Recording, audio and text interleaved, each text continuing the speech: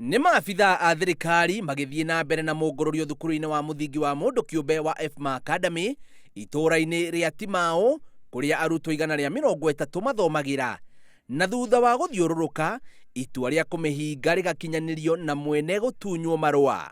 Kama mnavyoona, tulijaribu kufuatilia tuone kama watoto wamepelekwa kwa shule zingine, lakini tumefika tukapata walimu hawako, lakini watoto wanaendelea kwa shule na shule ibaki iwe imefungwa. Thukuru ũyũ ũrĩa ũkoragwo na arutwo a kũroka na kũinũka o mũthenya na angĩ a gũkoma ũrĩ na arutwo 21 arĩa matanyĩte gwĩka kĩgeranio gĩa KCPE mwaka ũyũ.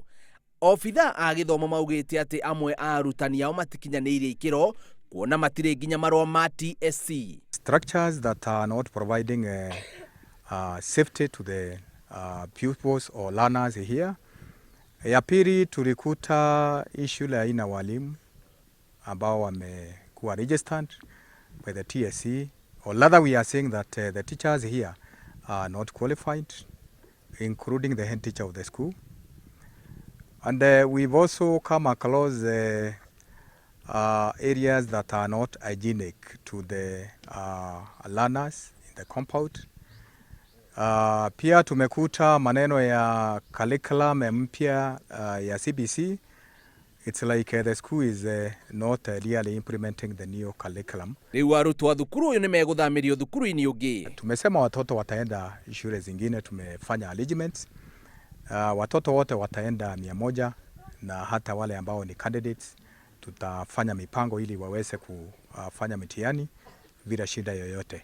Naguo thukuru wa Bridge International kuma itũũra-inĩ rĩa Rikie na ũrĩa wĩna arutwo 88 ndũnatigwo na thutha kuona ndũrĩ na irathi njiganu na iria ciĩkuo itirĩ ndirica kana mĩrango. The structures are not meeting the basic conditions and therefore posing a threat to the students.